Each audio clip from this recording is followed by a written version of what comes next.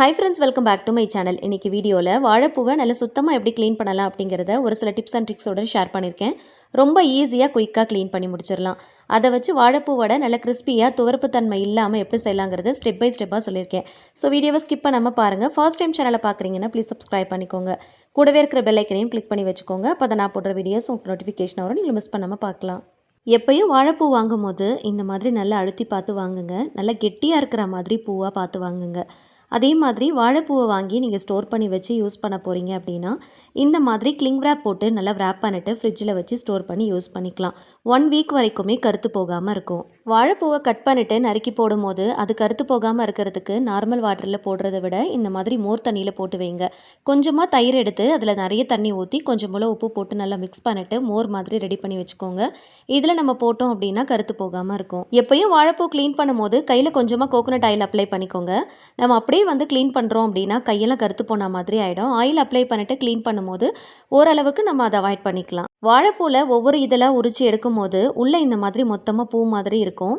அதை கத்தியை வச்சு இந்த மாதிரி அழகாக கட் பண்ணிங்க அப்படின்னா மொத்தமாக கட் பண்ணி எடுத்துடலாம். இந்த மாதிரி மொத்தமாக அந்த சீப்பை அப்படியே கட் பண்ணி எடுத்தீங்க அப்படின்னா நமக்கு க்ளீன் பண்ணுறது ரொம்ப ஈஸியாக இருக்கும். ஸ்லாண்டிங்காக வச்சு கட் பண்ணிங்க அப்படின்னா இந்த மாதிரி அழகாக கட் பண்ணி எடுக்கலாம். வாழைப்பூ மொத்தத்தையும் உரிச்சு உள்ளே இருக்கிற பூக்கள் எல்லாத்தையும் தனியாக எடுத்து வச்சுக்கலாம்.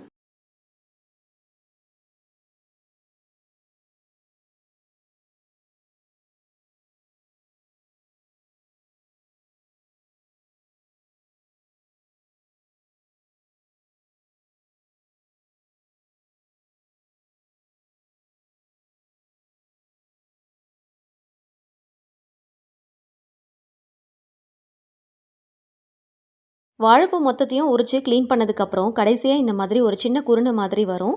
இதை அப்படியே தூக்கி போட்டுறாமல் இதை பொடியை நறுக்கிட்டு நீங்கள் செய்கிற ரெசிப்பியில் அப்படியே சேர்த்துக்கோங்க. வாழைப்பூக்கள் எல்லாத்தையும் தனித்தனியாக எடுத்து வச்சாச்சு. இது எப்படி க்ளீன் பண்ணலாம் அப்படிங்கிறத பார்க்கலாம். க்ளீன் பண்ணுறதுக்கு முன்னாடி அகைன் கொஞ்சமாக கோகோனட் ஆயில் அப்ளை பண்ணிக்கோங்க.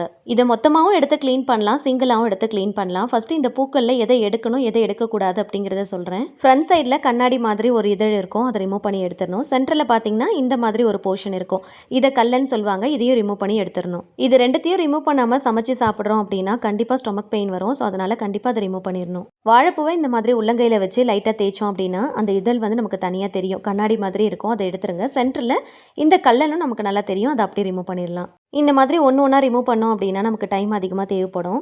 ரொம்ப குயிக்காக எப்படி ரிமூவ் பண்ணலாம் அப்படிங்கிறத பார்க்கலாம். சீக்கிரமாக க்ளீன் பண்ணுறதுக்கு இந்த ஒரு சின்ன ட்ரிக்கை யூஸ் பண்ணிக்கோங்க.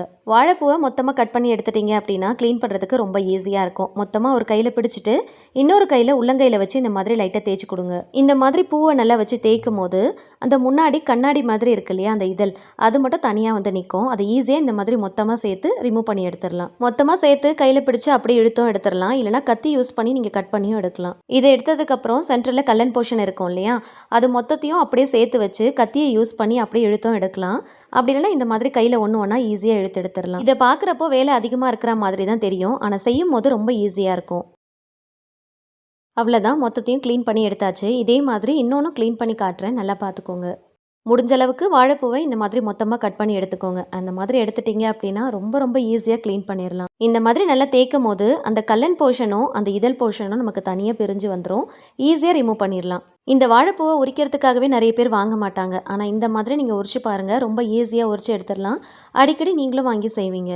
இந்த வாழைப்பூவை அட்லீஸ்ட் வீக்லி ஒன்ஸ் ஆகுது சமைச்சு சாப்பிடணும், இல்லைனா மந்த்லி ஒன்ஸ் ஆகுது எடுத்துக்கோங்க. ஹெல்த் பெனிஃபிட்ஸ் நிறைய இருக்குது, கூகுள் பண்ணி பாருங்கள். வயிறு சம்மந்தப்பட்ட எல்லா பிரச்சனைக்கும் வாழைத்தண்டு வாழைப்பூவில் நிறைய எடுத்துப்பாங்க. ஆல்ரெடி வாழைத்தண்டை வச்சு அதை எப்படி க்ளீன் பண்ணலாம், எப்படி நிறைய ரெசிபி பண்ணலாம் அப்படிங்கிற வீடியோ ஷார்ட்ஸ்லேயும் போஸ்ட் பண்ணியிருக்கேன், லாங் வீடியோலையும் போஸ்ட் பண்ணியிருக்கேன், செக் பண்ணி பார்த்துக்கோங்க. வாழை மரத்தில் இருக்கிற ஒவ்வொரு பொருளையும் ஒவ்வொரு ஹெல்த் பெனிஃபிட்ஸ் இருக்குது. வாழைத்தண்டு, வாழைக்காய், வாழைப்பூ, வாழை இலைன்னு சொல்லிட்டு ஒவ்வொன்றுத்தில் ஒவ்வொரு பெனிஃபிட்ஸ் இருக்குது. நிறைய யூஸ்ஃபுல்லான விஷயங்கள் அதில் இருக்குது. ஸோ வீக்லி ஒன்ஸ் ஒன்று ஒன்றா மாற்றி எடுத்துக்கோங்க, ரொம்பவே பெனிஃபிட்ஸ் அதிகம். இந்த மாதிரி நீங்கள் ட்ரை பண்ணி பாருங்கள், ரொம்ப ஈஸியாக உரிச்சிடலாம். அடிக்கடி கண்டிப்பாக வாங்கி செய்வீங்க. இந்த மாதிரி மொத்தமாக கட் பண்ணுறதுனால ஈஸியாக க்ளீனும் பண்ணலாம், இந்த மாதிரி ஈஸியாக கட்டும் பண்ணிடலாம். ஸோ மொத்தமாக வச்சு அப்படியே கட் பண்ணிக்கலாம். கட் பண்ணதும் கருத்து போயிடும், அதனால் மோர் தண்ணியில் போட்டு வச்சுருங்க. உரிச்சு எடுக்கும் போது பூக்கள் எல்லாத்தையும் மொத்தமாக எடுத்துட்டிங்கன்னா அந்த மாதிரி க்ளீன் பண்ணலாம். அதே நீங்கள் உரிச்சு எடுக்கும் போது பூக்கள் எல்லாமே தனித்தனியாக உதிர்ந்து போயிடுச்சு அப்படின்னா இந்த மாதிரி ஊசியில் கோர்த்துக்கோங்க. உதிர்ந்து போன பூக்களை ஒன்று ஒன்றா க்ளீன் பண்ணுறதுக்கு பதிலாக இந்த மாதிரி ஈஸியாக ஊசியில் கோர்த்துட்டீங்க அப்படின்னா டக்கு டக்குன்னு க்ளீன் பண்ணிடலாம். இந்த மாதிரி சின்ன ஊசியில் கோக்கிறதா இருந்துச்சுன்னா ஒரு 5 பூலேருந்து 6 பூ வரைக்கும் கோர்த்துக்கோங்க. அடியில் பிடிக்கிறதுக்கு நல்ல கிரிப்பாக இருக்கும். இந்த மாதிரி தேய்ச்சிட்டு நான் சொன்ன மாதிரி உரிச்சு எடுத்துருங்க. இந்த பூ ரொம்ப சாஃப்டாக இருக்கிறதுனால ஊசியில் கோக்கிறது ரொம்ப ஈஸியாக தான் இருக்கும். உங்ககிட்ட ஊசி இல்லை அப்படின்னா டூத் ஸ்டிக் கூட நீங்கள் யூஸ் பண்ணிக்கலாம். இந்த மாதிரி டக்கு டக்குன்னு கோத்துட்டீங்க அப்படின்னா ரொம்ப ஈஸியாக க்ளீன் பண்ணிடலாம். க்ளீன் பண்ணதும் ஈஸியாக ரிமூவ் பண்ணிடலாம். அகெயின் இன்னொரு டைம் செஞ்சு காட்டுறேன் பாருங்க. வாழைப்பூல ஒரு விதமான துவர்ப்பு தன்மை இருக்கும். வாழைப்பூவை கட் பண்ணிட்டு இந்த மாதிரி மோரில் போட்டு வைக்கிறதுனால இந்த துவர்ப்பு தன்மையும் நமக்கு சுத்தமாக தெரியாது. கட் பண்ண பூக்களை ஒரு 10 நிமிஷம் மோரில் போட்டு ஊற வச்சுருங்க. ஒரு 10 நிமிஷத்துக்கு அப்புறம் நார்மல் வாட்டரில் 2 to 3 டைம்ஸ் கிட்ட நல்லா வாஷ் பண்ணிட்டீங்க அப்படின்னா எந்த ரெசிபி செஞ்சாலும் அந்த துவர்ப்பு தன்மை சுத்தமாக தெரியாது. சம்டைம்ஸ் வாழைப்பூவை தோலை உரிக்கும் போது உள்ளே இருக்கிற பூக்கள் ஆட்டோமேட்டிக்காக உதிர்ந்து விழ ஆரம்பிச்சிடும். அந்த மாதிரி உதிர்ந்து போயிடுச்சு அப்படின்னா இந்த மாதிரி ஊசியில் கோத்துட்டு ஈஸியாக க்ளீன் பண்ணிக்கோங்க. எல்லாருமே இந்த ட்ரிக்கை ட்ரை பண்ணி பார்க்கலாம். ரொம்பவே யூஸ்ஃபுல்லாக இருக்கும். முக்கியமாக பிகினர்ஸ் யாராவது இந்த வீடியோ பார்த்துட்டு இருக்கீங்கன்னா கண்டிப்பாக ட்ரை பண்ணி பாருங்கள். ரொம்ப ரொம்ப ஈஸியாக இருக்கும்.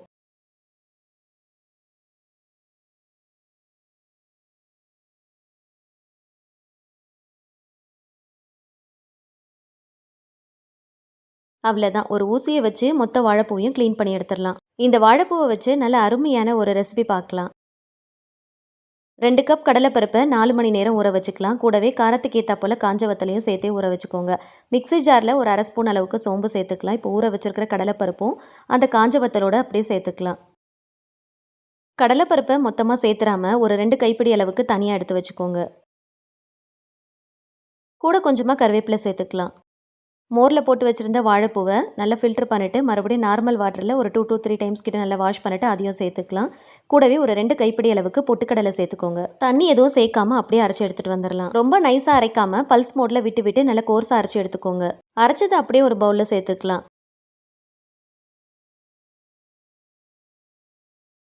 2 கைப்பிடி அளவுக்கு கடலைப்பருப்பை தனியாக எடுத்து வச்சிருந்தோம் இல்லையா, அதையும் இது கூட சேர்த்துக்கலாம். பொடியாக நறுக்குன மீடியம் சைஸில் ஒரு பெரிய வெங்காயம், கூடவே கருவேப்பிலை தலை, மல்லித்தலை இதெல்லாமே சேர்த்துக்கலாம். இந்த ரெசிபிக்கு தேவையான அளவுக்கு சால்ட்டு சேர்த்துக்கலாம். வாழைப்பூவை நல்லா வாஷ் பண்ணி எடுக்கும் போது நல்லா பிழிஞ்சிட்டு சேர்த்து அரைங்க, இல்லைனா ரொம்ப தண்ணி விட்டா மாதிரி ஆகிடும். நல்லா ஒட்டை பிழிஞ்சிட்டு அதுக்கப்புறம் அரைச்சிங்க அப்படின்னா இந்த மாதிரி நல்ல பக்குவமாக அரைச்சி எடுத்துக்கலாம். எல்லாத்தையும் ஒன்று சேர நல்லா பிசைஞ்சு எடுத்துக்கோங்க. சப்போஸ் உங்களுக்கு தண்ணி கொஞ்சம் கூட ஆயிடுச்சு அப்படின்னா பொட்டுக்கடலையை அரைச்சிட்டு அந்த மாவையும் இது கூட சேர்த்துக்கலாம்.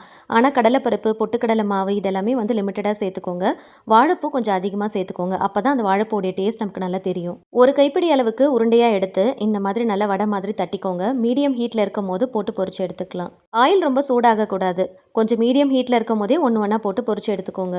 வடையை நல்லா தட்டும் போது கார்னரில் இந்த மாதிரி லைட்டாக அழுத்தி விட்டுக்கோங்க. அப்போ தான் கிராக் இல்லாமல் இருக்கும். மாவு மிக்ஸ் பண்ணும் போதே நீங்கள் நோட் பண்ணி பாருங்கள். அதில் கடலைப்பருப்பு, பொட்டுக்கடலை மாவு இதெல்லாமே கம்மியாக தான் இருக்கும். வாழைப்பூ தான் அதிகமாக இருக்கும். அதே போல் இந்த மாதிரி வடைலாம் பண்ணும்போது பர்பிள் கலரில் வெங்காயம் கிடச்சிது அப்படின்னா அதை யூஸ் பண்ணிக்கோங்க. அது நல்ல ஒரு இனிப்பு டேஸ்ட் கொடுக்கும். பெரிய வெங்காயத்துக்கு பதிலாக சின்ன வெங்காயத்தை கூட நீங்கள் பொடியை நறுக்கிட்டு சேர்த்துக்கலாம். அதுவுமே இன்னும் நல்ல ஒரு டேஸ்ட் கொடுக்கும். குழந்தைங்களுக்கு கூட்டு பொரியல்னு செஞ்சு கொடுத்தா சாப்பிட மாட்டாங்க. இந்த மாதிரி வடை மாதிரி செஞ்சு கொடுங்க. டேஸ்ட் ரொம்ப சூப்பராக இருக்கும்.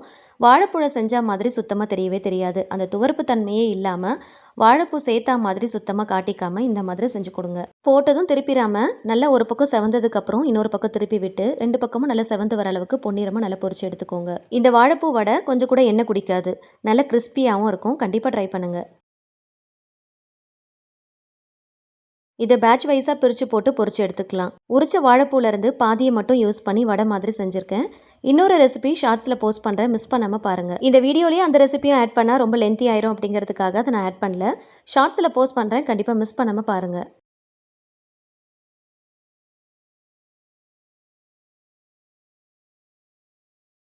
வாழைப்பூ உரிக்கிறதுக்கு சிரமப்பட்டுட்டு இது வரைக்கும் நீங்கள் வாழைப்பூ வாங்காமல் இருக்கீங்க அப்படின்னா வாழைப்பூவை கண்டிப்பாக வாங்கி நான் சொல்லியிருக்கிற ட்ரிக்கெலாம் யூஸ் பண்ணி கண்டிப்பாக நீங்களும் உரிச்சு ட்ரை பண்ணி பாருங்கள். இதே மாதிரி ரெசிபியை நீங்களும் ட்ரை பண்ணி பாருங்கள். டேஸ்ட் ரொம்ப சூப்பராக இருக்கும். வாழைப்பூவில் எக்கச்சக்கமான ஹெல்த் பெனிஃபிட்ஸ் இருக்குது. அதனால் சின்ன குழந்தைங்கள்லேருந்து பெரியவங்க வரைக்கும் கண்டிப்பாக அடிக்கடி எடுத்துக்கிறது ரொம்பவே நல்லது. கண்டிப்பாக அந்த ரெசிபியை ஒன் டைம் ஆகுது நீங்கள் ட்ரை பண்ணி பாருங்கள். நல்ல கிறிஸ்பியாக இருக்கும். சுத்தமாக வாழைப்பூவுடைய துவர்ப்பு தன்மை தெரியவே தெரியாது.